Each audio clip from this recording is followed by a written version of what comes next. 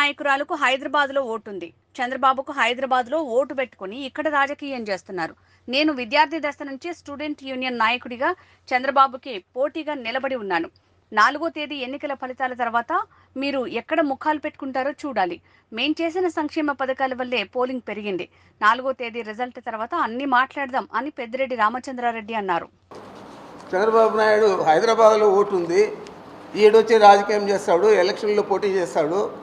అదేవిధంగా పవన్ కళ్యాణ్, అదేవిధంగా మీ బీజేపీ నాయకురాలు పురంధేశ్వరి, ఆమె కూడా హైదరాబాద్లో ఉంటుంది. మరి మీరందరూ కూడా ఇక్కడొచ్చి పోటీ చేసి ఇక్కడ మేము స్థానికంగా ఉండి 24 గంటలు అందుబాటులో ఉండి ప్రజలకు మేము సేవలు అందిస్తామంటే మా గురించి మేము పారిపోతామంటున్నారు. ఇప్పటికీ నాది 10వ ఎన్నిక. ఈ ఎన్నిక మొన్న పోటీ చేసింది శాసనసభకు 10వ ఎన్నిక. అంతకుముందు సమితికి కూడా ఒకసారి చేశాను. మరి ఇన్ని సంవత్సరాలు మేము శత్రువుగానే ఉన్నాము. చదువుకునేటప్పటి నుంచి కూడా విద్యార్థి దశ నుంచి కూడా చంద్రబాబుతో పోరాడే యూనివర్సిటీలో నేను యూనివర్సిటీ స్టూడెంట్స్ యూనియన్ అధ్యక్షుడయ్యాను. యునానిమస్గా పోటీ ఎవరు కూడా పోటీ చేయకుండా మరి అప్పటి నుంచి ఇప్పుడు దాకా చంద్రబాబుతో వ్యతిరేకంగానే ఉన్నాను. మరి పారిపోయేవాడైతే ఎప్పుడో పారిపోవాలి, లేకపోతే కాళ్ళ బెరానికి పోవాలి. మరి అలాంటి పరిస్థితి లేదని తెలిసి కూడా బుద్ధి లేని మాటలన్నీ కూడా మాట్లాడుతూ ఉన్నారు. మరి పిచ్చి లోకేష్ కానీ లేకపోతే ఎర్రి ఉమా కానీ వీళ్ళకి బుద్ధి ఉందా అని నేను అడుగుతా ఉన్నాను. మీరు ఏదంటే అది మాట్లాడితే చూసేదానికి సహించేదానికి ఎవరు కూడా లేరు. మీకు ఒకటే నేను ఛాలెంజ్ చేస్తూ ఉన్నాను. 4వ తేదీ ఎన్నికల ఫలితాలు వస్తాయి. ఆ తర్వాత మీరు మీ మొఖాలు ఆడబెట్టుకుంటారో ఒకసారి ఇప్పుడే తేటతెల్లం చేస్తే బాగుంటుంది. మరి మీ గెలుపు మీద మీకు చాలా విశ్వాసం ఉంది, మా గెలుపు మీద కూడా మాకు అంతే విశ్వాసం ఉంది. మేము 5 సంవత్సరాలు ప్రజలకు ఏం చేశామో ప్రజలందరికీ తెలుసు కాబట్టి పెద్ద ఎత్తున ఓటింగ్ ప్యాటర్న్ కూడా పెరిగింది, పర్సంటేజ్ కూడా. మరి మీరు ఏమైనా చేస్తుంటే ఎందుకు అన్ని సంవత్సరాలు మీరు వెనుకబడి ఉన్నారు? అన్ని సంవత్సరాలు ఎందుకు పదవులకు రాలేకపోయారు? కేవలం 10 పార్టీలతో మీరు జతగడితే 2014లో వచ్చారు.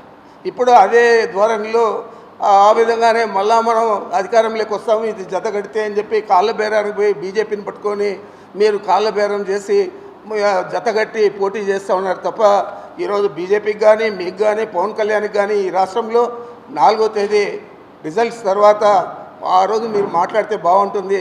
అంతలోపల పలువలు చెలవలు చేసి మాట్లాడితే మాత్రం సహించేది లేదు. బుద్ధి లేకుండా ఏదంటే అది మాట్లాడడం. మేమేదో వజ్రాలు వైడూర్యాలు 1000 కోట్లు మాకంత శక్తి లేదు. నీవు ఇరిగేషన్ మంత్రిగా ఉన్నావు కాబట్టి 1000 కోట్లు దోచావు. మేము దోచేట్లయితే 10 సార్లు నేను పోటీ చేశాను. ఈ రాష్ట్రంలో కానీ ఈ జిల్లాలో కానీ ఎవరైనా నేను కరప్ట్ అని లేకపోతే నేను తప్పు చేశానని చెప్పి ఇంతవరకు మీ పార్టీ వారు కూడా చెప్పింటే నేను కావాలంటే కూడా దాన్ని సమర్థించండి మీరు. నేను కూడా సమర్థిస్తాను, నేను తప్పు చేశానని చెప్పి. నేను ఏమి చేయకుండా వ్యాపారం చేసి ఆ డబ్బులు తెచ్చి రాజకీయాలు ఇక్కడ చేస్తామంటే మీరు నాకేదో బురద పూసే విధంగా, మా పార్టీకి బురద పూసే విధంగా, మా నాయకుడు పారిపోయినట్లు చిత్రీకరించే విధంగా మీరు మాట్లాడడం అనేది చాలా దురదృష్టకరం, సహించడానికి.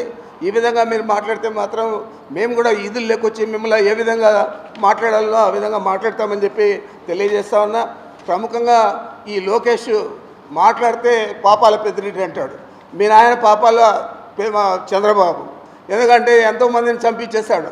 ఎంతోమంది పాపం అందరూ కూడా ఈయన వల్ల మనం వంగవేట రాధా కాడి నుంచి చాలామంది, పింగళి దశరథ కాడి నుంచి అందరూ కూడా నీ బాధితులే, అందరూ కూడా చనిపోయారు. మరి మీ నాన్నను పాపాల చంద్రబాబు అని మాట్లాడాలి తప్ప నన్ను మాట్లాడితే నీకు వచ్చే ఇదేం లేదు. ఈ రాష్ట్రంలో కానీ మన జిల్లాలో కానీ నా గురించి ప్రజలకందరికీ తెలుసు. నేను పాపాల పెద్దిరెడ్డా లేకపోతే మంచి పెద్దిరెడ్డా అనేది. మరి ఈ విధంగా మీరు దుర్భాషలన్నీ ఆడి ఒక రాజకీయ విలువలన్నీ కూడా తగ్గించే విధంగా రాజకీయాల్లో ఉండే రాజకీయ నాయకులందరూ కూడా ఇలాగే ఉంటారు అని చెప్పి మిమ్మల్ని చూసి ప్రజలందరూ కూడా అనుకునే విధంగా మీరు మాట్లాడడం తగదని చెప్పి, ఈ విధంగా మాట్లాడితే ఇంకా ఇంతకంటే ఎక్కువగా మాట్లాడగలుగుతామని చెప్పి మీ ఇద్దరికీ కూడా బుద్ధి చెప్తా ఉన్నానని చెప్పి మీకు మనవి చేస్తూ ఉన్నాను.